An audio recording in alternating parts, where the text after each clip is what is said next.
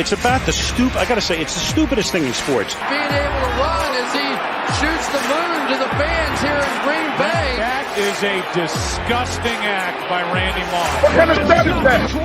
Do you work on that shot? It's really ridiculous.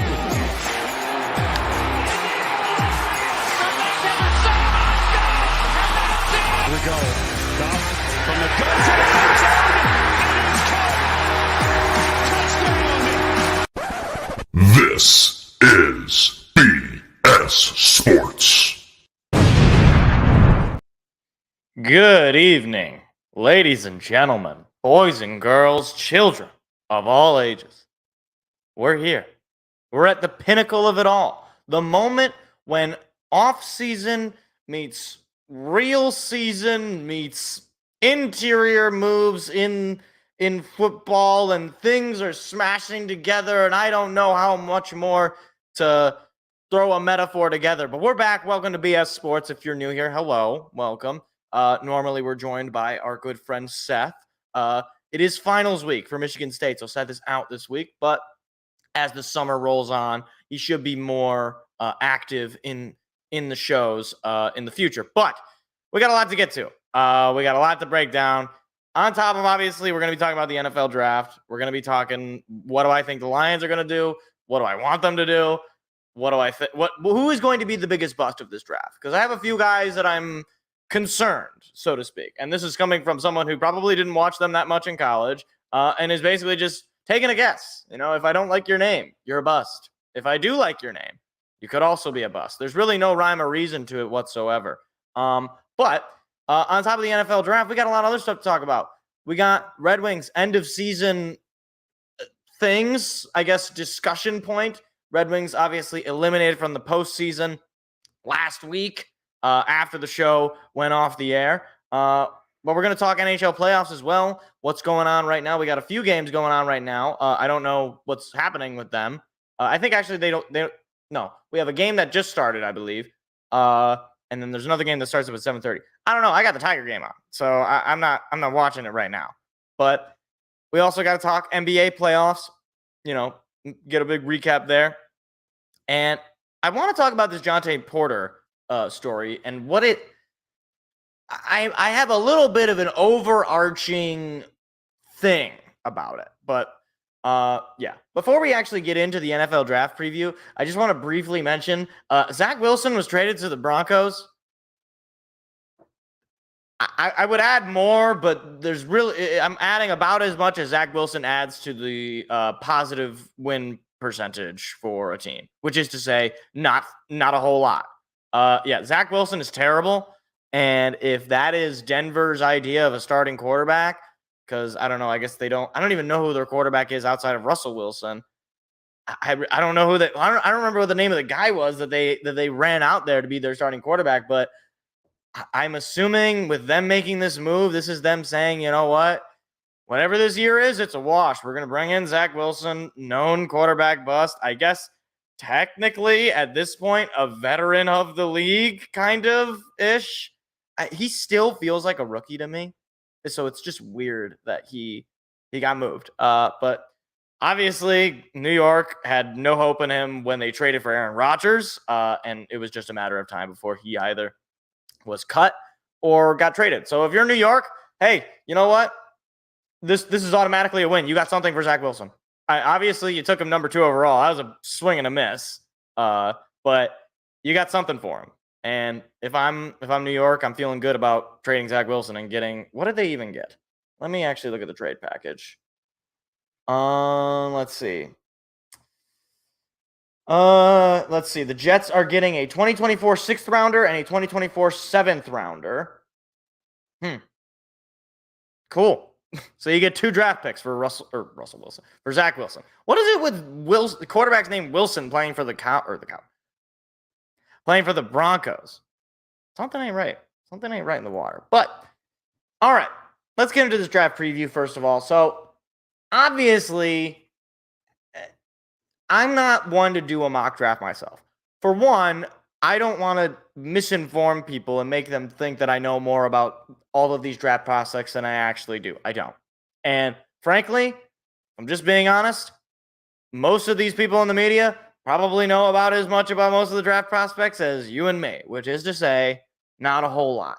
They might know some particular people, and the higher up in the draft, you might become more familiarized with a particular player, especially if they were, mocked up in that area basically all of the college football season. But even still, any of these mock drafts, it's all speculative. It's all nonsense. It's all just fun, and nobody ever gets it right. Nobody. Like I don't even know if it's possible really to get every single pick correct, because it's just, you don't know what teams are looking at, and teams are looking at different things. They're not looking at the things that we're looking at as fans, and sometimes that's good. And teams make shrewd moves. I mean, look at how the media reacted to the Lions taking Jahmyr Gibbs and how that pick ended up working out in the season. But I wanted to take a look at Tankathon's mock draft, mostly because I don't even know who makes this exactly. And I'm not going to go through every single pick. I'll just kind of go down the list and noteworthy things that I think are kind of interesting in this mock draft so that I don't bore everybody. So obviously, first overall, originally Carolina's pick, now Chicago's pick, thanks to the trade for DJ Moore. Bears obviously taking Caleb Williams. Look, I didn't watch too much Caleb Williams, but when I did watch Caleb Williams, or when I looked at his stats on a box score, it was pretty unbelievable. I mean, he is probably the real deal. Like, I only say probably because I've heard this before. Trevor Lawrence was the real deal too, and that is yet to live up to the hype. And it's been, it's going to be 4 years since he got drafted. But no, I mean, Caleb Williams, he's mobile. He can sling the ball. He can go on the run, like I said. I mean, like, he does it all. And if you watch USC football, you know what I'm talking about. They had an elite offense with him at the helm. I mean, just looking at the stats here that they have on the mock draft, threw for 3,600 yards, 30 touchdowns, just 5 interceptions. I mean, like, from those numbers alone, you're like, yeah, this cat is really, really good.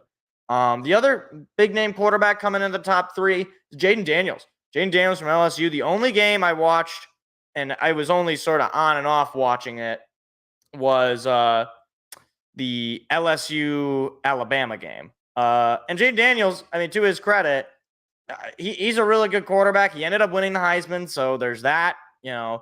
He was in, I think, a pretty powerhouse offense. I know he had a couple of big name wide receivers because it's LSU. They seem to always have big name wide receivers on their roster. Just every year, it's like, oh, here's a new first round wide receiver.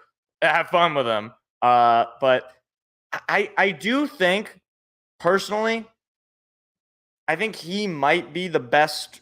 He's at least my favorite quarterback coming out. And again, take all of this with a grain of salt. I like Jaden Daniels a lot. He's kind of quiet. He doesn't garner a lot of attention. And I kind of like the lack of pressure. I mean, think of like last year with CJ Stroud, where Bryce Young was basically the consensus number 1 pick. And CJ Stroud was consistently sort of looked at as like the second option. I think Jaden Daniels could develop something very similar where he doesn't have a whole lot of pressure. If he turns out to be worse than Caleb Williams, well, okay, he was going to be worse than Caleb Williams anyway, according to the media. And if he ends up being better, then he proves everybody wrong and he feels good about himself. And so it's a win-win-win. It's the old Michael Scott win-win-win for Jaden Daniels. The only concern is he would be going to Washington, who sucks at basically everything. However, if Washington does have one thing that they have going for them, I kind of like their wide receiver room. It's quiet. You don't hear too much about it. But they got a pretty decent wide receiver room. I'm not going to go into their wide receiver room right now. I know it is. I don't know the names. I'm terrible with names. It's baseball season. Get off my back, okay? But they got a good wide receiver room. If you're a Commanders fan, you know what I'm talking about. So he's going to go into Washington, and obviously they got a new coach, helming as well. And ownership is trying to fix the Dan Schneider effect, or the Dan Snyder, not Dan Schneider. Dan Schneider was Drake and Josh. Dan Snyder was Washington Command. What is it with Dan Schneiders? What a weird coincidence. And then the number 3 on this mock, we got Drake May. I'm going to be honest. I don't think I wouldn't know Drake May from a guy on the street. I've never watched Drake May. I think I might have watched one North Carolina football game, and it was on a multi-view, so I wasn't really all that focused on it in particular. I don't know. Drake May, like, he feels a lot like a Sam Howell, which is funny because according to this mock, he's going right after Sam Howell's team, the Commanders. And I know they went to the same school, I know, but I don't know. Even like looking at his numbers, I'm not like blown away. Like, they're good. I mean, you throw for 3,600 yards, you got my attention. But through 24 touchdowns, 9 picks, okay. He's probably going to be a solid player, and assuming you build around him and give him solid weapons, he could be a pretty good quarterback. I really don't know. I don't have much of a, I don't have so much of a like strong feeling about him. He is kind of the true neutral of this class. And while Seth is not here, I do want to take a look at what this mock has the Chargers taken. They have the Chargers taking Malik Neighbors, who was one of the wide receivers for Jaden Daniels. So if Seth were here, he would probably like that pick because I think the wide receiver room for the Chargers is looking a little barren right now. Obviously, you lose Mike Williams, and Quentin Johnston didn't look too great last year. And you lost Austin Eckler, who is not a wide receiver, I understand. But, you're losing guys in the offensive side. So I think this would be a great weapon for Justin Herbert and that Chargers offense with Jim Harbaugh now taking over as the head coach.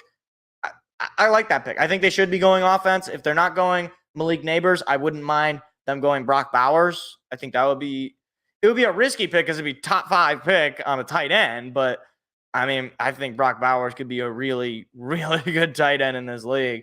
But the other thing that's interesting, JJ McCarthy, on this mock, apparently going to the Giants. I understand everybody should know at this point, Michigan State fan, Michigan State alum. I have no love for any Michigan. I have no love for anything Michigan. But I'm going to try to be as unbiased as possible and say that I don't know why J.J. McCarthy is being mocked so highly. I don't know why his draft stock just sort of shot up into the sky. I mean, like, there was a few games where I could point where, yeah, JJ looked pretty good. But, I mean, even in last year, in their national championship game, I want to say he definitely threw for less than 200 yards in that game because they ran for like 1,000 yards on Washington. But maybe he'll be a solid quarterback. For me, though, if I'm a GM and I need a quarterback of the future, I'm not starting JJ McCarthy. I'd want to bring him in maybe, and maybe that's why the Giants could be a good fit because they already are under contract with Daniel Jones. So maybe JJ sits behind Daniel Jones, kind of develops, gets some more reps, under his belt. Maybe plays a few preseason games, and then once he's ready and raring to go, he can take over. And assuming the Giants build a solid offense around him, good O-line, good run game, good receivers, etc. Maybe it could work out, but as it stands right now, if J.J. McCarthy is picked and then he's your starter immediately, especially if we're talking any of these top 10 teams outside of maybe, I don't think he's going to get taken here, but like the Falcons or the Jets, which obviously I don't think he's going to get taken there, but I just don't, I don't know. If I were JJ, I'd want to get taken later in the draft, maybe by I don't know, New Orleans. I don't know about that. Actually, I just threw up a little bit there. Maybe Seattle. I don't know. Obviously, he's going to get taken wherever he gets taken, and he's going to make a lot of money. But I don't know. If I'm a team, I might hold off on JJ McCarthy. But moving along here. A few others if something catches my attention. How about this? So Cooper DeJean. Now you hear the name Cooper DeJean and you're like, okay, I don't know who that is. Well, he's a cornerback out of Iowa, and no smarm. He's white, and he's apparently pretty good. I have no idea. I don't know anything about Cooper DeJean.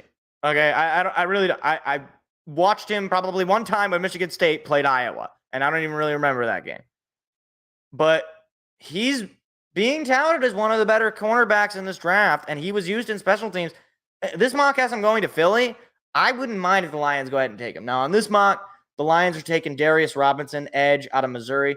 I also wouldn't mind that. As far as I'm concerned, Lions should be taking a defensive player, somebody maybe on the line. I wouldn't mind them taking a corner, a skill position player. As far as I'm concerned, though, I mean, they can basically do whatever they want short of drafting a quarterback or a kicker. If they want to draft a safety or a DB, I should say, or offensive line, edge rusher, D line, whatever they want to do, okay, fine. Because Brad Holmes has developed that trust. Like I don't have any reason not to trust his judgment in terms of hitting on first-round picks. I mean, it's like his first-round picks are Penei Sewell, Aiden Hutchinson, Jamison Williams, Jahmyr Gibbs, and Jack Campbell. I think you could probably say at the least 3 out of 5 of those guys are star caliber players.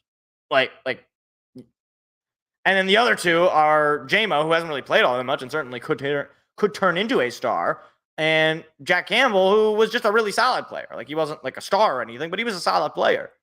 So I really got no fear. Now, as far as like whether or not they want to trade out or trade up, I don't know. You could do a variety of things there, but like, I really don't have any particular love for anyone in this draft. Like, I like Cooper DeJean just because it's kind of funny, and I think it would be hilarious if we just have like the first really good white cornerback in the league. I like Chop Robinson just because of his name. Kool-Aid McKinstry also because of his name. And then Darius Robinson, I've heard him mocked to the Lions a few times. Sure, why not? I don't really have a problem with it. Jackson Powers Johnson, powerful name, amazing name.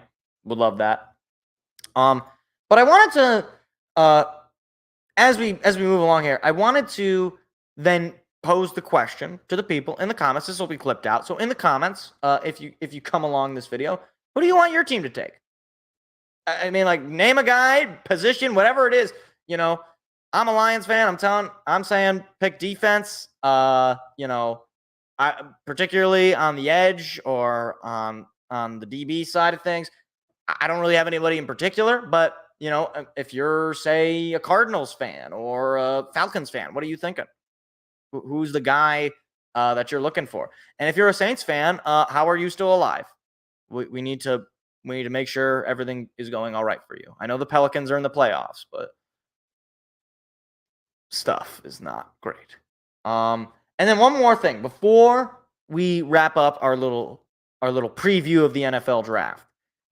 I want to do one player that I think is going to be a major hit, and then one player that I think is going to be a major bust.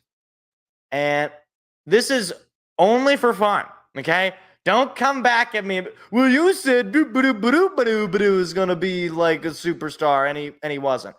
I'm doing this for fun. It's not. I'm not going at it with like I've done the research, okay? So first, the one that I think is going to be a hit, just looking at some of these guys on this mock draft, because that's as far as I'll go. I do think Jaden Daniels will be a hit. I really do. I think he's been slept on going into this. He's been seen as the consensus number 2 guy. And so I think that he is going to kind of take hold. I think he's going to really hit hard. As far as who I think is going to bust. Now, I'll give 2 answers. I'll give the answer that is less likely, but also could be written in the walls, written in the stars. I think I mixed metaphors there. Written in the stars. And the other that I think is more probable to end up not working out. First one will be one Caleb Williams. Now, I'm not doing this to be clickbaity, but my thing, and obviously, Lions fan, he doesn't want to be good because he wants the Bears to suck. Now, I do want the Bears to suck, but that's not because of Caleb Williams. I wish it would be even better if Caleb Williams was so good and they didn't win anything with him. That'd be super duper for me. Like, I would love that. But my only reason for the Caleb Williams thing is because with any number 1 overall pick, there was immense pressure. And there's going to be especially immense pressure on this particular number 1 overall pick. He has been, according to what I've heard, and, take it with a grain of salt, I don't know how true all of it is, This guy has basically been bred since he was like 10 years old to be a first-round pick in the NFL. And I think all through his time at USC, he's been told how pretty he is, how great he is, how perfect, how he's so amazing, and there's no problems in his game. And obviously last year, he didn't win the Heisman. He was going in, he was favored as the Heisman, thought USC might have been able to take hold, maybe go on a national championship run. Didn't work out. That defense stunk. So that wasn't going to happen. But the other thing about him is, I don't know, and I'm not trying to get personal against Caleb Williams. I really don't have anything personal against the man. But all this, weird stuff where he's, the painting of the nails, the kind of, I don't want attention, but I'm getting a lot of attention stuff. That kind of thing bothers me. If you don't want attention, you're just not going to get it. But clearly, he's getting attention, and he probably likes it a little bit. At least a little bit. So, and I know, there was the whole thing where, I don't remember what game it was, where he lost, and, when he lost, he went out, and he his mom was in the crowd, and he, went and hugged her and cried, and, look, I understand, it's an emotional time. I get it. I'm not trying to dogpile on the guy. I'm sure he doesn't like to lose. But the thing is, he's going to be going into a really tough spot in Chicago. Their defense is not great. And their offense, they got some pieces, but I don't know if their coach is the right guy. He might not be going into a great situation, and the Bears historically have not done a good job of hitting on quarterbacks. And I don't know. It's does he have the leadership quality? Are guys going to rally around him if he's more about the flash, the flair, and, making it all about him?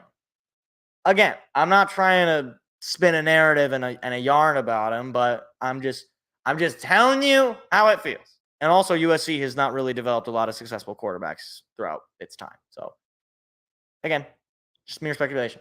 The other one that I think is more likely, and we talked about it a little earlier, is J.J. McCarthy. And this is only assuming that he gets taken in that upper echelon of quarterbacks and he's thrown into the starter role. I think if he's thrown into the starter role, the world is going to come at him fast. I think it's not going to be good. And he just doesn't have the reps. If he got more reps at Michigan, or if he went back this past season and played, he might not be drafted as highly, and that's probably what his agent was telling him, is that your draft stock is not going to be any higher than it is right now because you've just won a national championship. So you might as well just go ahead and take it and, see what happens. But assuming JJ gets taken in the first round, by, I would say, in the top 6 or 7, basically those top 7 teams, roughly where a lot of the quarterbacks are going to go. And if he gets taken, I don't know. Depending on how that situation ends up going, I don't know. It doesn't bode well for me. He just didn't do enough in terms of, passing the ball. He just didn't. And some Michigan fans will disagree with that, but you can look at the numbers. You can look at the individual games, barring, a lot of the highlights against, Colorado State or, Bowling Green. There was never that marquee JJ game. Maybe one of the Ohio State games. That's my 2 cents, I guess.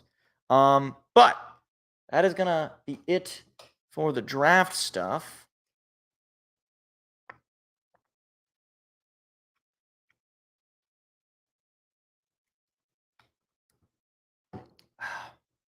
All right. So, what do we want to go to next? So, you know what?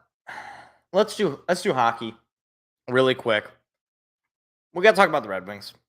So, I want to start this off potentially a little inflammatorily. Is that a word? Inflammatorily? I don't know. It's going to sound very inflammatory with how I start this. The Red Wings season was a complete failure. Full stop. End of story. Period. Amen. Hallelujah. I don't want to hear about points. I don't even want to hear about Lucas Raymond, whom I love. I don't want to hear about injuries. I don't want to hear about, being in the bubble. The goal of the season was to make the playoffs. And you might say, well, Stevie didn't say that. Stevie said we were supposed to be a bubble team. I don't care. You're 5 years in. Make the playoffs. And you were in it, right? And Derek Lalonde, to his credit, in the post-game presser, or not the post-game presser, the end of the season presser, admitted as much. He said expectations change. When you go out and you win 6 in a row and you're 9 points up in the wild card, expectations change. I don't want to hear about being a bubble team at that point. At that point, you got to be a playoff team or else the season is a failure, which it is. Now, is that to say that there's no hope? Absolutely not. There is hope. For one, Lucas Raymond is a star.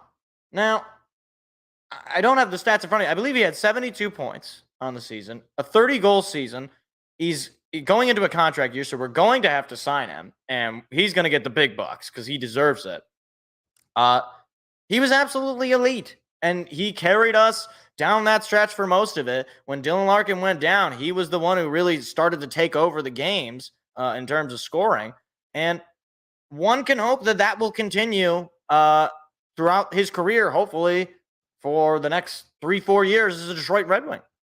On top of that as well, Mo Seider also showed himself, maybe not offensively, but certainly defensively, to be one of the top of the line defensive players.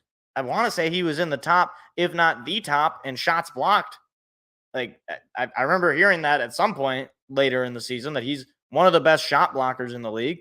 And, he is, like, it's hard to find those kind of, top line defensemen to be playing at the level that he's playing at his age. So that's good. That's the fun stuff. And Dylan Larkin, obviously continuing to be a really solid player. Is he a superstar? No, but he is a star. And he's shown it. He's had, I think, now 3 30-goal seasons in a row. Like, he can stack up numbers and he can light the lamp. So that's all fun and good. And then obviously a couple other guys, you had some fun with Patrick Kane. Don't know if he's coming back. Alex DeBrincat, despite his disappearance for like 2 months, still overall a pretty good season for him and a welcome addition to the offense. But this team lacks defense and it lacks goaltending. We saw that down the stretch. We saw it even in December when, they were giving up, 6-7 goals there were 5-6 goals every other night. There was a point in December where they hadn't won a game where they scored 3 or less goals, like, all year to that point. So clearly defense is a need. So that needs that defense and / goaltending, those are the need. And we have allegedly some youngsters in our pool that are either defensemen. Obviously we got Simon Edvinsson there near the end. He showed some nice stuff, but he didn't really play enough to where you're feeling like, oh yeah, he's going to take over, right? And on the flip side, our goaltending situation was absolutely laughable. Ville Husso couldn't stay healthy. Alex Lyon, he was probably the best goalie all season, where he had that stretch where he was just really, really good. James Reimer, sometimes he would be good. He was pretty good on Tuesday night, despite giving up those goals. He made some really incredible plays in net.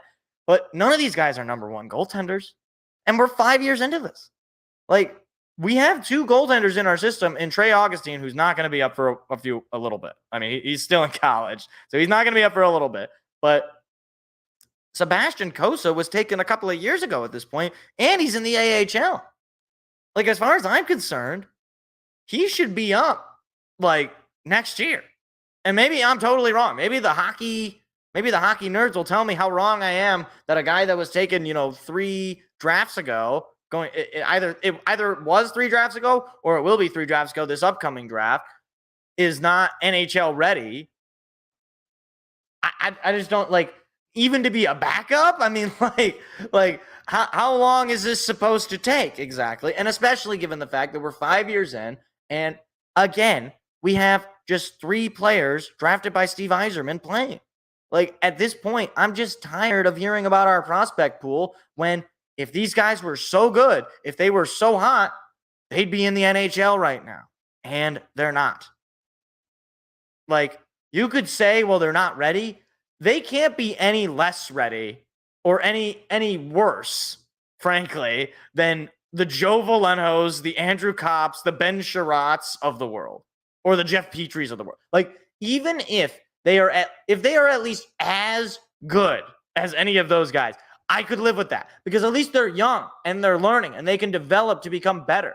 It really, like, maybe it helps to keep them in the AHL for eternity, but like, Mo Seider is not like, Mo Seider's not like 19. Like, this is the other thing that bothers me. Like people say, oh, what do you want, some 20-year-old to come up? Well, first of all, if the 20-year-old is putting up the same sort of numbers as the 40-year-old or the 35-year-old, yeah, I'd much rather the 20-year-old put up those numbers than the 35-year-old who has no future for this team. But secondly, like, these guys aren't like, 19. They're not all like teenagers, okay? Like, I'm talking all the guys that were drafted with Mo Seider, the Elmer Soderbloms of the world. Where is he? He was playing last year in the NHL. What did he just fell off or something? I'm not even saying that he is going to be this superstar player. The point is, if this prospect pool, which is always ranked very high in the media, and I trust that that's true, some of these guys got to come up and make an impact. Now, that isn't to say that, we need to put all our hopes, all our eggs in one basket and bring up all these prospects and have them take over the team. That's just not realistic, nor is it really responsible.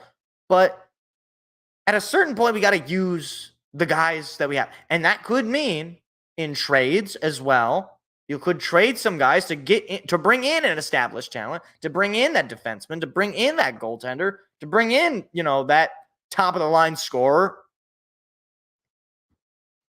I just I get so tired of hearing about patience and Ken Holland and coaching and all these things when it's like, well, 5 years in, that's a you problem. Like that's a problem of your own creation at that point. And yeah, okay, sure. We still have some guys from Holland under contract. Understood. Okay. Like, the guys on the ice, the guys put there, couldn't get the job done.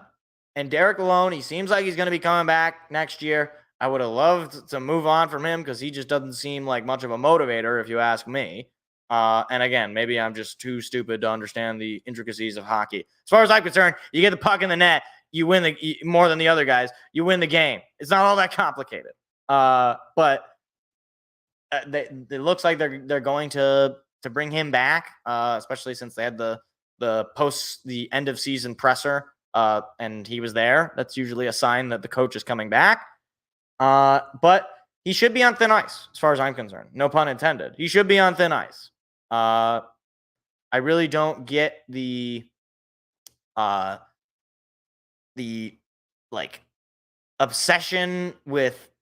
Here's the thing that doesn't make much sense to me: the obsession both with fans who wanted him fired, but then also with acting as though this isn't somehow Steve Yzerman's fault, right? Like, he literally hired this coach, right? Like, he hired the coach and said, here's the roster I'm giving you for 2 years, things, right? Do things.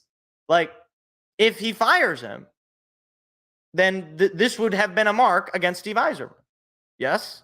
Like, I don't know. It's not Ken Holland didn't hire him. Chris Ilitch didn't hire. Well, maybe Chris Ilitch hired. I don't know. But like, I'm trying to think of who is Justin Abdelkader didn't hire him. Like it's like he didn't just fall out of the sky, is my point.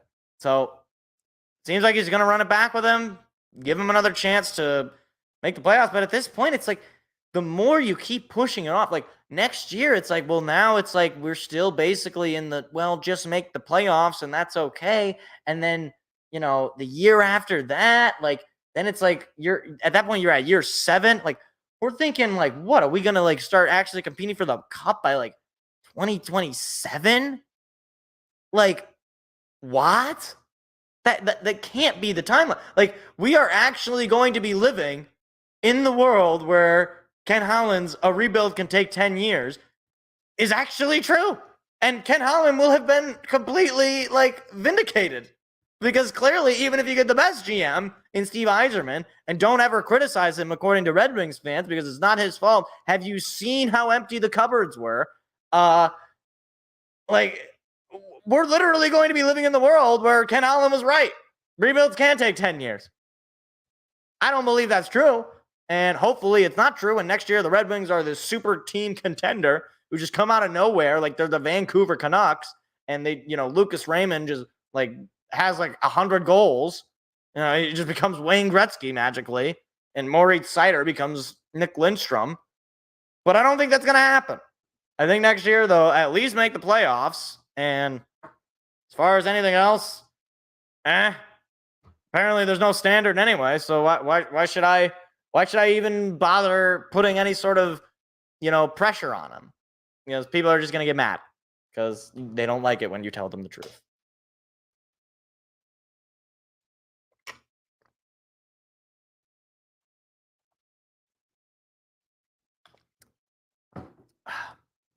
But speaking of the truth, real quick, let's just run hockey. Let's talk NHL, Stanley Cup playoffs right now. So, just taking a look at the bracket here. Okay, so a couple of takeaways here. It's still very early, obviously. There isn't really a whole lot of movement in terms of teams really taking hold of series. Carolina has taken a 2-0 lead over the Islanders last night. I swear to you. So I'm out at a friend's place, right? And I go to check the score. It's like, oh, Isles up 3-0. Sweet. Okay, cool. I'm kind of rooting for the Islanders. It's like kind of an underdog team. Sure, root for the Islanders. I get back home. There was a lot of traffic. I also had to make a quick run the grocery store. And I get back home. I check my phone again. And the Hurricanes are up 4-3. And I'm like, what? What happened? Like, what is this? So, yeah, Carolina up 2-0. I mean, they're in a spot right now. They're going to go on the road, I believe. But they're in a spot right now, where they could sweep that series. Obviously, they need to win a couple more games. But, New York on its last breath. That's for sure. Another series that I think could be really good. Well, not that series is going to be very good. But Boston and Toronto, I think that right now is probably the best of the first round series so far, just based on the games we've seen. Obviously, Boston wipes the floor with Toronto in game one. Then Toronto, Austin Matthews breakaway goal takes the lead on the road. And they say that the series doesn't begin until a team wins on the road. So the series has officially begun, I guess, for Boston and Toronto. But those are two teams that are really fun to watch. Obviously, Boston, you got Pasta. And then Toronto, you got a whole list of guys. You got Nylander, you got Matthews, you got a whole bunch of cats on that team. And it's funny because you have Tyler Bertuzzi on the Leafs, former Red Wing, by the way. Bertuzzi on the Leafs, but he's also a former Bruin. So it's Bert against one of his one of his shorter term former teams. But that's kind of interesting. The other series that I really like so far, at least based on the first game, is that Florida Tampa Bay series. I mean, that first game was exciting. It wasn't really high goal scoring, but it was these teams were crunching each other. And Florida does this where they will just suffocate you, man. That is one of the scariest teams coming out of the Eastern Conference. I really think that they're at least my favorite to win it this year. I don't know if I mentioned that in the Stanley Cup preview last, however many shows ago it was, probably last week's show. But I really like this Florida team. They're built really well, top to bottom.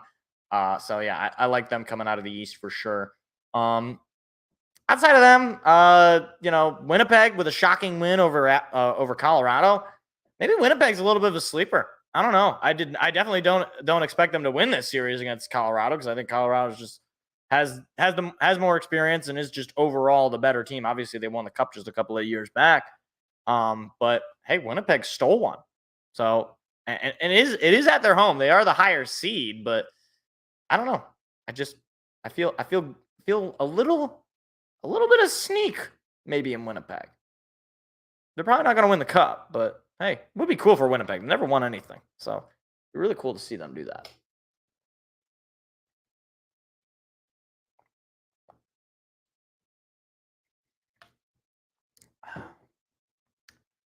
Okay. You know what? I got to go back to football just briefly. I realized I didn't talk about this. So the Lions introduced new uniforms for next season, 2024, and I think they're really cool. I think they're really really cool. They're basically a combination of what they have now with a little bit of throwback from the 90s.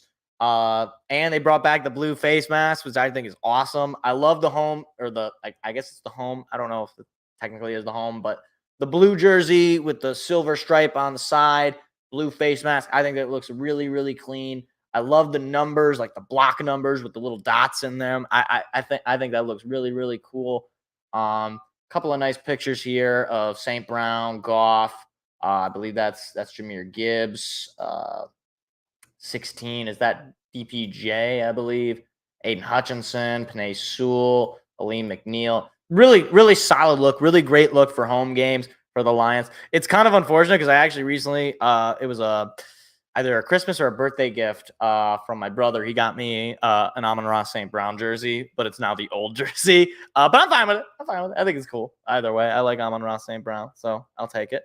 But the other jerseys they got are the white ones, which I also really like. It's got the Detroit across the center, a small Detroit with the number below, with the blue number, silver outline on the number, white jersey. I think these look really clean with the 313 as well. That's the name of the jersey. It's the 313. Still with the blue face mask. Looks really, really, really cool. I like them with the blue pants, and I also like them with the all whites. I think it looks really clean. And the blue lettering, I really like. And the silver helmet as well, the gray helmet with them looks really, really cool. Love it. Really, really awesome. And then we get to the man boy separator. The black jerseys. They're back. They're back, baby. The black jerseys are back. And these are the Motor City Muscle is what they call these. These are sick. I think these are awesome. I love these jerseys. I know a lot of people didn't like the black jerseys because the team stunk when they wore them.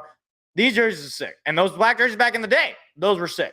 I think these look even cooler. I love with the blue text says Lions across the chest and the blue numbering as well. That same blue. They got the blue helmet with a black Lions logo. Bubbles has now entered his emo phase, apparently. And the black face mask and everything. I think it looks awesome. I can't wait for them to pull these out in a primetime game, Thanksgiving, Monday Night Football, Sunday Night Football, Thursday Night Football, whatever it is they want to do. Heck, maybe they'll wear them for their home opener. I don't know. I think they look awesome. I really hope they keep these around. Love it. You got Jahmyr Gibbs rocking it. You got JG, Jared Goff rocking it. You got Hutch. You got St. Brown. You got Sewell. I think they're awesome. I really, really like the jerseys. So overall, I like the jerseys. I'm glad they made a change. I wasn't huge on the jerseys that they had, from 2017 to last year. And I hope that these new jerseys, we're entering into a new period for the Lions, a winning period for the Lions. So I hope that these new jerseys are going to be associated with winning, and that's the goal. That's the goal. And then obviously they're still bringing back the classic look as well, which is just throwback jerseys, but the clean silver helmet, regular blue attire. They've worn these before. They wore them on Thanksgiving last year. I like this look. I think it's really clean, really cool. It's a throwback design. It's cool. It's good to have. The only thing that's unfortunate is they won't be bringing back the old the blue helmet with the old logo that they had last year with the grays. I really like that helmet. I got the bobblehead of Aiden Hutchinson wearing that helmet. I went to the game where they had those for the first time. I really like it. I think it's a really cool look. I would love if they bring it back at some point, maybe in the future, but as it stands, doesn't look like they're going to be bringing it back. So at least not for next year. But either way, really, really cool. So definitely looking forward to that. All right. So now that we got that out of the way, as if it's something to be getting out of the way, let's do. All right. Since we're on football, I want to talk this college football stuff because college football now has a new rule, which is to say no rules on the transfer portal. So this is just like, do they just hate their sport? Do they just hate any sort of continuity or balancing or like basically now the NCAA is going to adopt a rule to allow unlimited amounts of transfers and immediate eligibility. Like people have been making the joke that essentially you'll have a guy go off in the first game of the year and then say, you know what, boss, I'm out. I'm going to play for Michigan, or I'm out. I'm going to play for Georgia because I want to go win a national championship. Like that's basically what this is going to be. And I don't know if practically that is what's going to happen. But it's just like, why? How can we live in this world and think this is going to be sustainable? Like if recently just Michigan State had a couple of guys enter the transfer portal after their spring game. It's like, huh? Like the spring game is in a way like supposed to start off the kind of training and preparation for the season, right? It's like it's a broadcasted thing. It's on TV. Like that's supposed to give fans an idea of what the roster is really going to look like. Not anymore, because players are just entering the portal left and right. Antonio Gates Jr. entering the portal. Doesn't want to play for Michigan State. And you could say like, oh, well, these guys, they're guys who aren't going to get starting time. And it's like, well, hold on. Like, if they're not getting starting time on one team, like, is there even any guarantee that they deserve starting time on any other team? Like, I get it if it's like Georgia and you're the third string running back and you're pretty good and you think you could probably get some immediate, runs at it. Yeah, I can understand that. But at the same time, it's like, how is that like a sustainable method and how is it even helpful for these kids? Like my thinking is like, how are they going to learn the virtue of, outworking somebody, right? Like, how are they going to learn like, hey, you might not have earned the starting job as a freshman, but if you work at it, you stick with it, if you're a continuous locker room guy, if you keep yourself in it, you have good practices, you'll earn it in some way. Like you will find the field one way or the other. Like I actually heard this earlier today on the radio. Like when you are in the NFL draft, right, and you're a first round pick, you earn the starting job. Full stop. I mean, like, I can't think of an instance, essentially, where if you're taken in the first round, outside of maybe some quarterback, most of the time, when you're taken in the first round, you're a starter. Or at the very least, you could be a starter. Outside of that, like, second, third, fourth, fifth, sixth, seventh round, you got to earn it. I think of a guy like, I don't know, maybe like Travis Kelce, right? Travis Kelce, he had to work at it a little bit. And eventually, he earned it. He got his cash. He's one of the best tight ends ever. Like Amon-Ra St. Brown, another one. I mean, like he was taken way late in the draft, and he was underpaid the day that he started playing because he was one of the best wide receivers come out of that draft, if not the best. Maybe not the best, but you get my point. Like in this case, there's no like earning it, so to speak. Like if you don't get a starting job or you don't think you're getting paid enough in NIL, there's no earning it on the field. There's no proving that you are worth more than what you're paid on the field. There is, okay, you're not paying me enough. I'll enter the portal, pay me more, or else I'm going to go play for Georgia or I'm going to go play for Clemson or something. Like, how is this a sustainable method of like keeping the sport alive? So, I don't know what it's going to look like. I think we could see a really, really crazy Wild West where, a player gets yelled at by his coach for a somewhat justifiable reason. And then they're like, what? I'm entering the portal. I'm leaving. I don't want to deal with this anymore. And it's just like, it's a problem with a lot of sports nowadays and a lot of athletes nowadays is that, you can't ever criticize these guys. Like you can't ever get on them for messing up in any significant way, or else, they're going to get mad at the coach and they're going to pout on social media or they're going to request a trade or whatever. So, look, I don't know if it's like, the end of college football exactly, but it's certainly the end of it's certainly the end of the kind of college football that, built the popularity, right? Like College football was built upon this idea that a guy commits to a school and you're going to have him for, 3 to 4 years or 3 to 6 years or 3 to 5 years, I should say. Now it's just nonsense. Now it's just like random, like nothing, like there is no loyalty. There is no, and I know what some people will say. What some people will say is, well, the coaches are allowed to leave. The coaches are professionals, okay? The coaches sign contracts, and the schools have to pay out those contracts. And like they have to deal with the consequence of it. So unless you want to say the players should sign contracts, which I'm perfectly fine with doing, because we're treating them like employees anyway. We're treating them like employees, but with no negative consequences of being an employee, meaning you can't fire them, right? The only thing you can do is keep paying them more and bribe them into staying. And they even if you bribe them, they could just, it doesn't matter. They don't want to play here. You can pay them a gajillion dollars. So I don't get it. And I probably never will get it. And I wouldn't be shocked now if basically teams like Michigan State, like, I don't know, Nebraska, or any of these other programs that just aren't like bigger names or don't drive in the kind of money that a lot of these other programs do.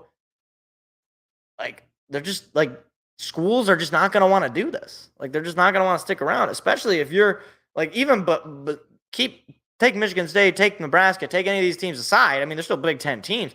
What about those teams like, Central Michigan football, or, Northern Illinois football, or Western Kentucky? Like any of these smaller programs where you still have pro caliber players that play for these teams, but, they're just a smaller market in a way. Like, these schools are not going to be able to afford to keep up with the Joneses. And so they're just going to say, you know what? It's not worth it. We'll just cut our football team. We'll put more money and more scholarships into our basketball team or into our baseball team or what have you. Like at that stage, it's like, why does Vanderbilt even have a football team? Other than the fact that they make a lot of money being in the SEC, it's like, why they could invest more money in their baseball team, which is actually good, or at least historically has been good. So I don't know. I just the more college football changes things, and the more college football speaks aloud, the more I'm like, this is just stop. Just what are you doing? You're ruining everything.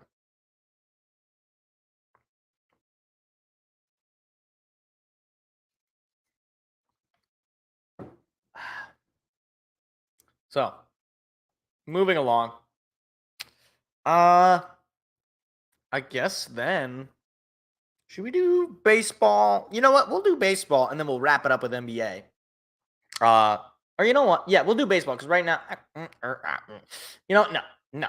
Flip that. We're going to reverse it. We're going to do basketball, and we'll end with MLB, because Tigers are playing right now. They're holding on to a 1-0 lead, but the Rays just got a base hit. So hopefully that 1-0 lead maintains.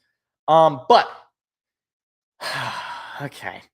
Briefly, I'll talk about this. NBA rumors. Saw this, a few days ago. 76ers Tobias Harris linked to the Pistons ahead of the 2024 free agency. If the Pistons sign Tobias Harris, I'm going to just give up my fandom at this point. Why would I even be a fan? Tobias Harris is entering his 30s. He's going to be, asking for a lot of money. And I don't think anybody is going to want him to play, or I don't think anybody is going to want to pay him that money other than a team like us, who is so desperate. We're going to have to overpay him in order for him to come back here. Obviously, he is a former Piston himself, but he is in the twilight of his career. Like, does he put up decent stats still? Yeah. I mean, he's a 17-point-a-game guy this year, and that's a career year for him. like in his career, he's a 16 points a game, but he is not a needle mover. Okay, he's not a star. He's certainly not a superstar. He's just a dude. Okay, and he's not going to move the needle. He's going to get you maybe 10 more wins on the season. And again, if the Pistons go all in, quote unquote, they bring in Tobias Harris and, I don't know, Draymond Green or Klay Thompson. then I just know this is an unserious franchise, and while maybe for a short stretch of it, it might be kind of fun, but long term, it's just going to be a nightmare.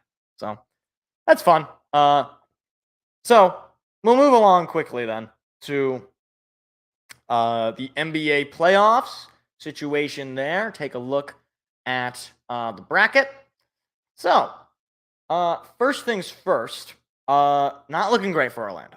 not looking great for an Orlando team that I was really excited to watch.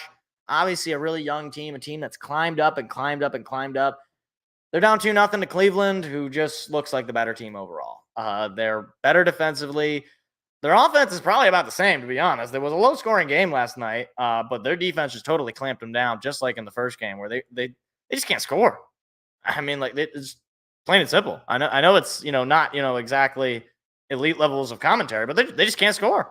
Like, Cleveland just shuts down Orlando. I don't know. Paolo Banchero is like the Cleveland is like the aliens from Space Jam or something. They just come in and they just steal everybody's talent.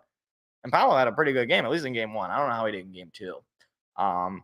But yeah, I mean, I it's understandable in a sense. I mean, like, they're a really young team, and I do think the Orlando Magic got a nice future ahead of them. But it's unfortunate. I maybe they come back, maybe they make the series interesting as it goes to Orlando for a couple of games. But you're down 2-0. Your odds of winning that series are slim to none. But another team that is up 2-0 that I put as a little bit, maybe a bit of a sleeper. What about the New York Knicks? I mean, look, I know Boston's world beaters. They murder everybody. They murdered the Heat in game one. That was nightmare fuel for anybody in the Miami area. But hey, man, the Knicks, they found a way. They found ways to win.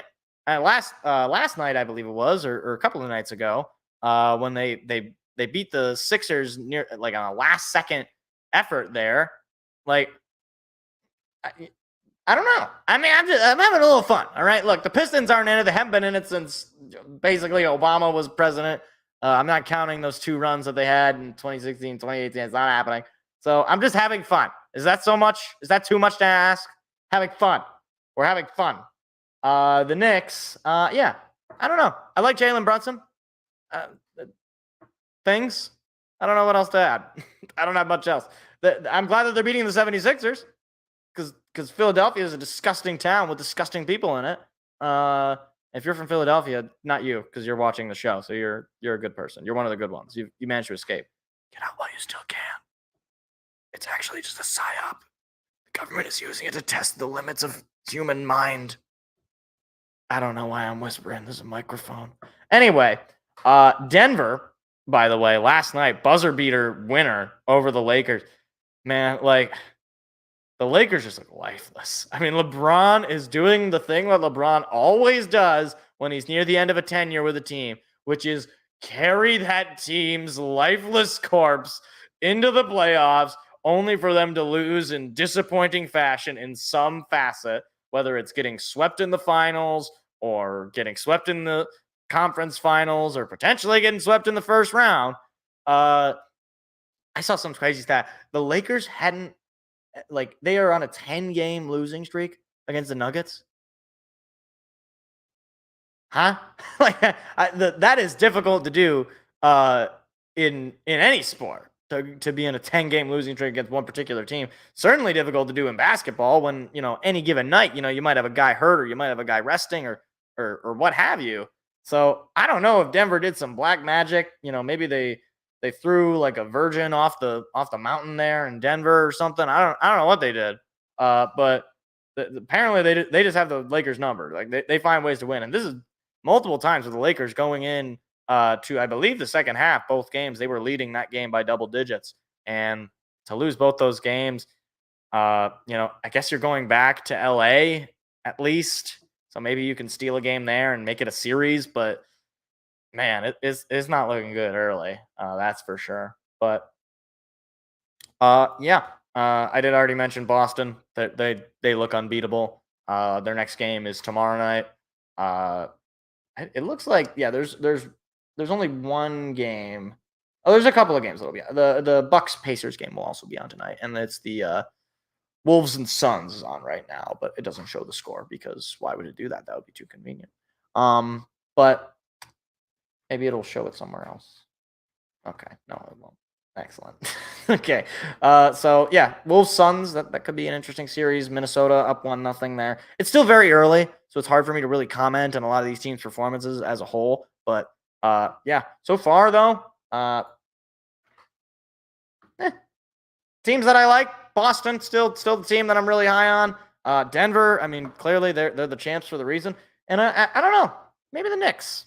Maybe the old Knickerbockers. Maybe they'll figure it out. I don't know. Finally get a championship. That would be cool for New York. I could only imagine what that city's going to be like if they get another championship. What was their last championship? Was it the Giants? Because they haven't won with the Rangers since the 90s. Haven't won the Yankees and the Mets. The Mets haven't won since the 80s, and the Yankees haven't won since, what is it, 2009? 2008, I believe was the last time the Yankees won. And then basketball, they haven't won since like the 70s or 80s. I think it was the 70s was the Knicks' last win. So yeah, New York really hasn't had a championship in a long time. I think it was the Giants was the last championship New York had. I thought it was bad in Detroit. See, but like they have like twice as many teams as us. So it's like, what's their excuse? They got they got two basketball teams. They got two baseball teams. They got two football teams. They got two hockey teams. They got two of everything. They got twice as many teams as Detroit. And yet they've only got like a 4-year difference in their last championship as a city. And that team doesn't even play in New York. Plays in New Jersey. Ain't that something? Ain't that something?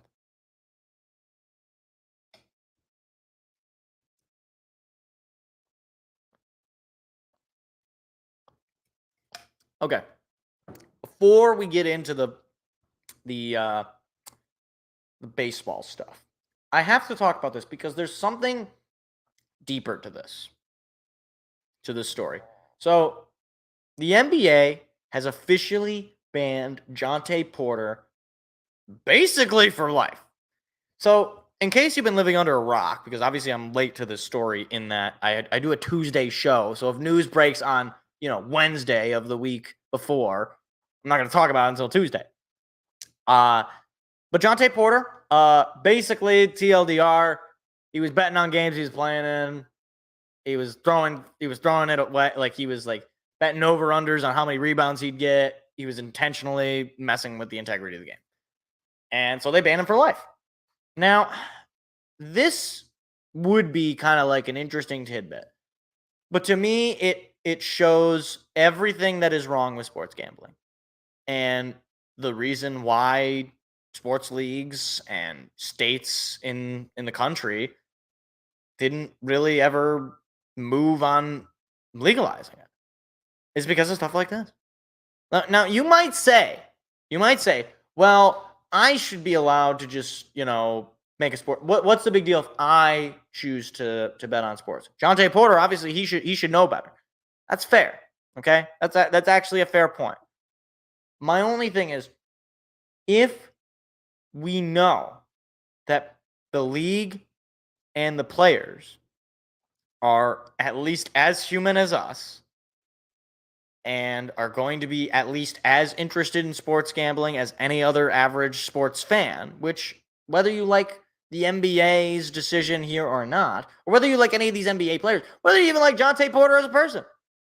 I mean, like, he's a sports fan, right? Like, he's going to bet on sports, right?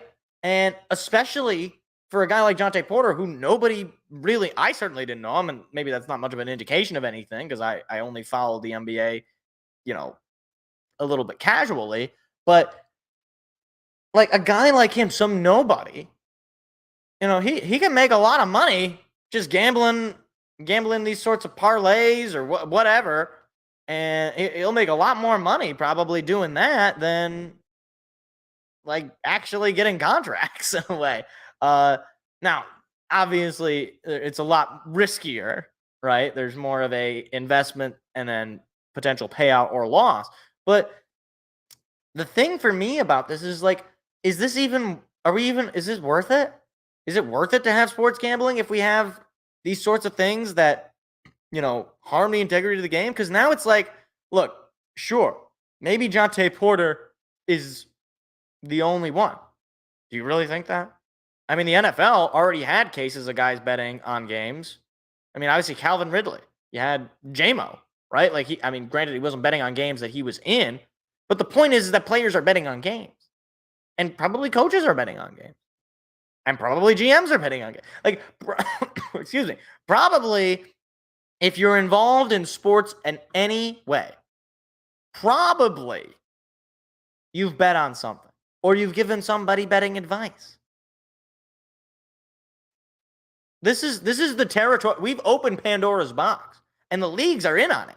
I mean, the baseball, football, hockey, basketball, every single one of them has an official sports book, right? Right, whether it's DraftKings or FanDuel or BetOnline or Underdog or any of these other ones, everything about sports, discussion, a lot of it revolves around the betting. We talk about over-unders. We talk about betting lines. We talk about who's favorite. Who does Vegas like? Stuff like that. It's taken over the game. And Jontay Porter being banned is the justifiable response. But as far as I'm concerned, Jontay Porter shouldn't have been allowed. This shouldn't have even happened, right? Jontay Porter shouldn't have even had the availability of sports betting. And I don't really see why people, I don't sports bet. So maybe I'm trying to influence, and I'm trying to put my lifestyle on everybody else. Maybe that's what I'm doing. But in my mind, what is the benefit of sports betting? It's fun. Okay. Is that it? It's just kind of fun? That's not enough of a reason for me. Clearly it makes people not as interested to watch the game. How many more Jontay Porters are there in the NBA? Or are how many of the referees? I mean, people talk about, refs rigging games. We have referees that could have easy access to DraftKings or to FanDuel or to, Underdog Fantasy or any of these. We thought fantasy football and all these other things that they might influence game. We're talking about real money, right? We're talking about actual monetary value that can be added for a player like Jontay Porter, who is not well known, who is probably was going to be just a journeyman if he wasn't already. I don't know enough about Jontay Porter to declare that he's I really don't know anything about it other than the fact that he gambled. Why would a player who is only going to make maybe a couple $1 million in the league in his career over a span of 15 years or something,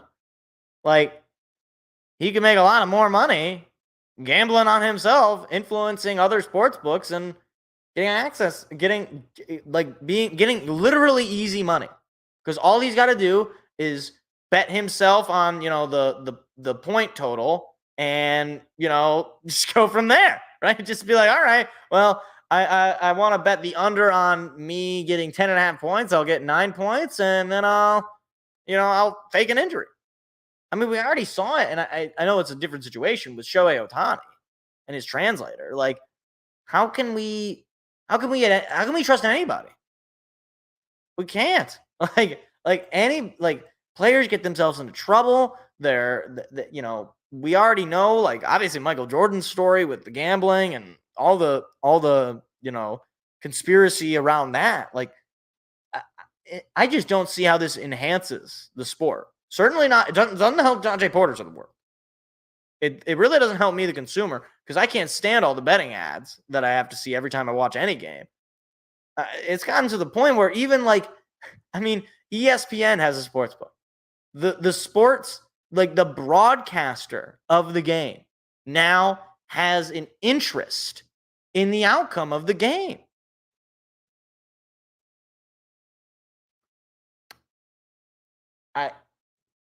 all I'm saying is maybe we should really take a look at how these leagues are handling the relationship between sports gambling. I'd be okay. I mean, obviously, it's already legal in the state of Michigan, at least. So, I mean, short of them just passing a law making it illegal again, it's going to stay legal. I'd be perfectly fine with every league saying 0 tolerance. Like, we're not going to advertise it. We're not going to, like, have our own sports books. We're not going to have our own sponsors. And if you're caught in any way using any of these sports gamblings, you're just done. Right? Like, I'm fine with that. Okay? And make it very clear to the players.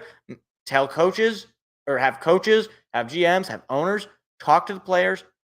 Ensure, like, put some software on their devices to where they can't download stuff.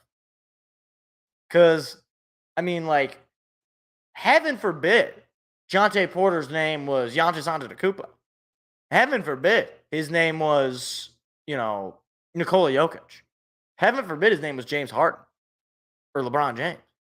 Like, they're lucky. The NBA is lucky that it wasn't some big name player. But it's only a matter of time till it becomes one. I mean, Pete Rose is a big name player.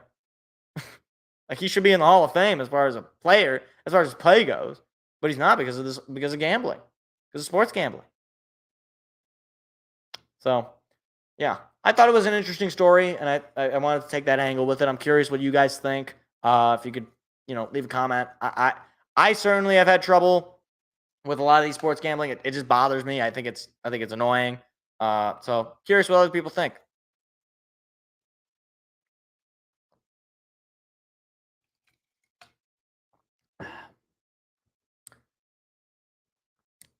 And now we'll wrap it up here with some baseball. So, how about the Tigers? How about the Tigers, man? I don't know what happened. Like, I think it's like when I say mean things, or if I say good things, it's like I have like an opposite effect. Like, I remember I posted a video when the Red Wings had won like 6 in a row about how great the Red Wings were and how they were built for the deep run, and then they just died. So I think maybe something's going on. Like, where I talked about how bad the Tigers were, if they were just getting lucky, what's the deal? There's a nice Rays a couple of little kid Rays fans on the TV there. I'm not sure why we're interviewing the children on the broadcast, but all right. Anyway, so the Tigers, the offense has come to life, and now this game is not exactly indicative of that because right now they're leading 1-0 in the bottom of the 6th inning. After a pretty nice outing from Kenta Maeda, nice bounce back for him. He needed that, that's for sure. But look, this offense has come to life. Like, and it's not like artificial in the sense that you're getting production from guys that don't really have much of a future. No, I mean, you're getting production from the Riley Greens of the world, from the Kerry Carpenters of the world, from the Torkelsons of the world. Let me pull up really quickly these guys' numbers. I mean, first of all, Riley Green in his last 7 games, he's batting .300 with, an 1,100 OPS. I mean, he's been red hot over that span. Spencer Torkelson, he's been the quote unquote worst of the bunch. He's got a 700 plus OPS and a 259 average in his last 7 games, and he's driven in 4 runs in his last 7. But the real cream of the crop, the real this cat might actually be a star or a superstar in the making. It's Kerry Carpenter. Kerry Carpenter in his last 7 is batting .290, over 800 OPS. On the year, he's batting close to 300 with over 800 OPS.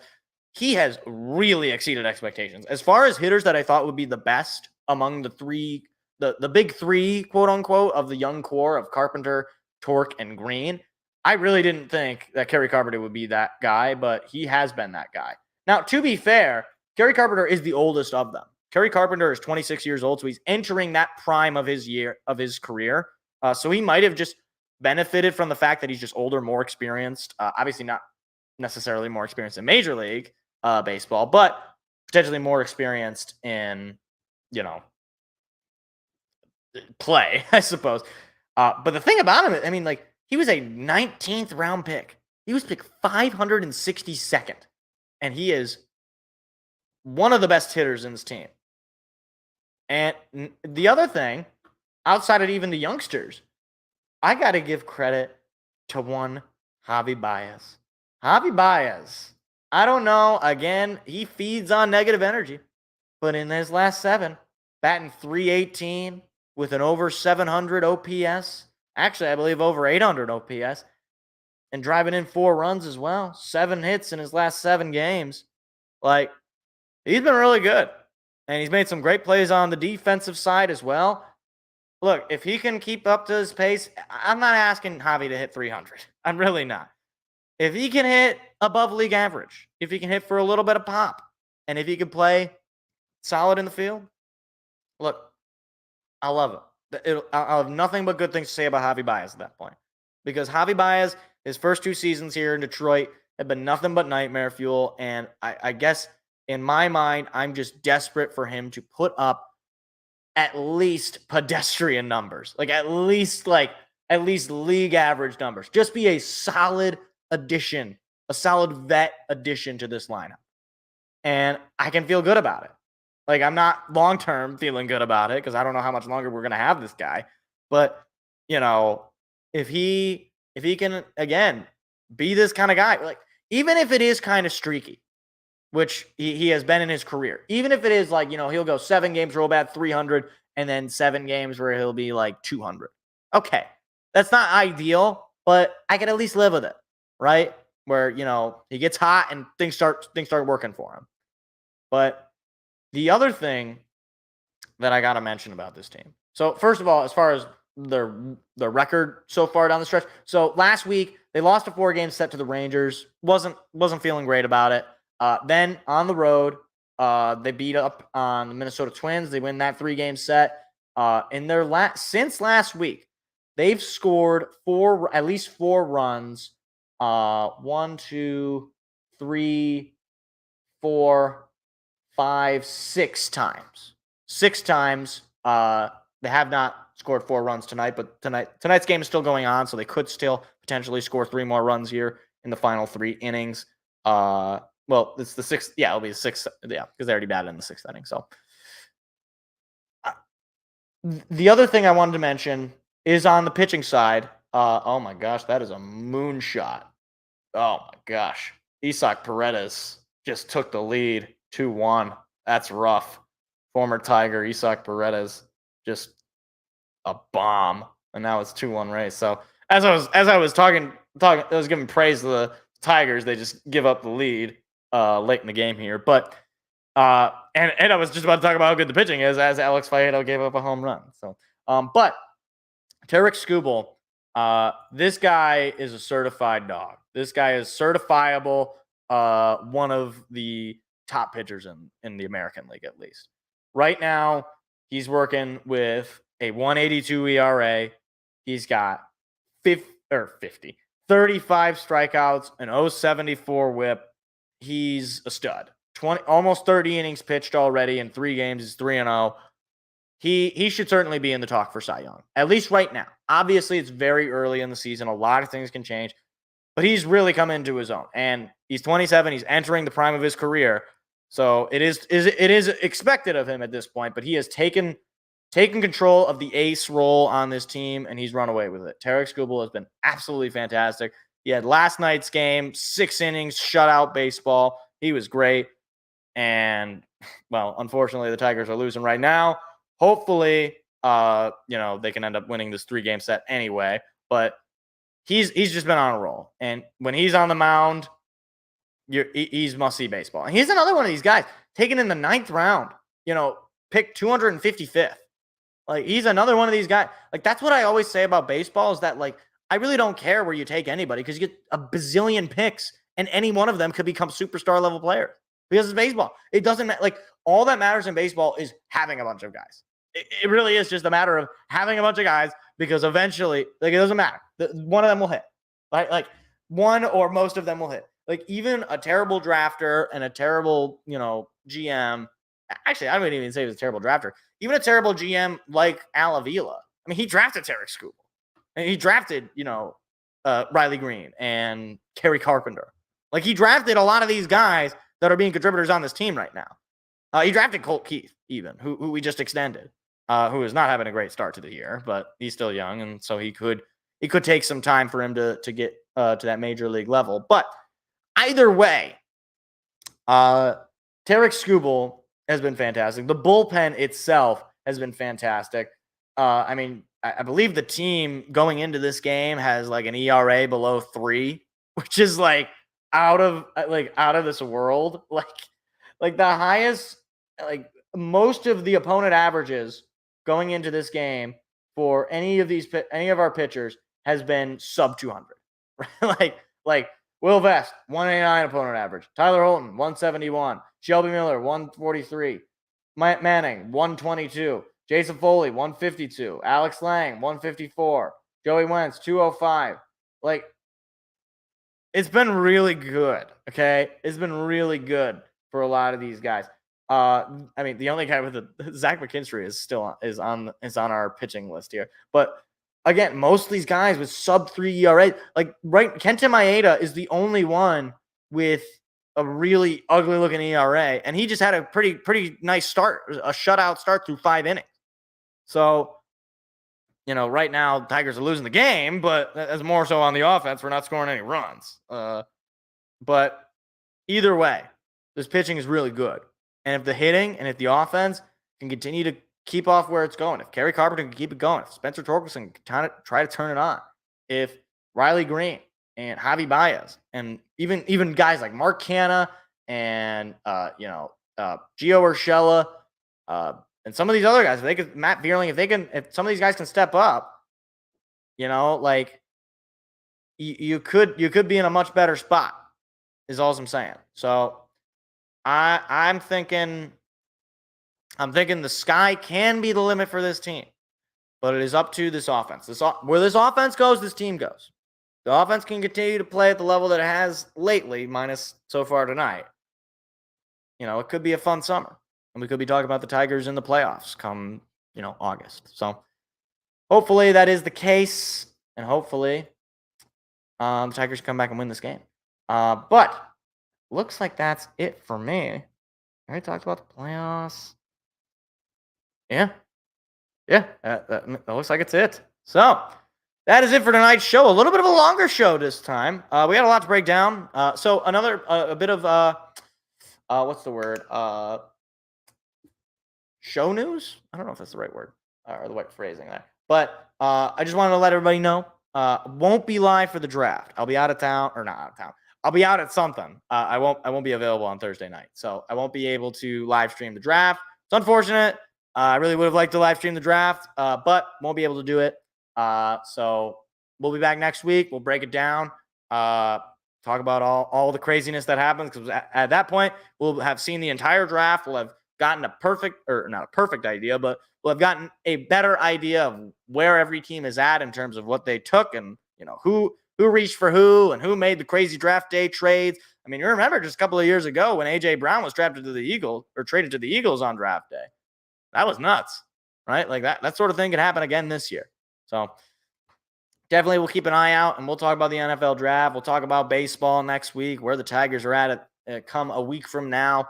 At that point, it'll be we'll be at the final day of the month of April. So we'll have basically a full month of baseball to break down as far as the Tigers go, and the NBA playoffs and NHL playoffs, all that fun stuff. We'll break it all down. We'll talk about it. But I appreciate y'all for stopping by. And again, I'll see you next week to break down all the sporting news of the week. Have a good night, everybody. See you later. Enjoy the playoffs tonight. See ya. See you later.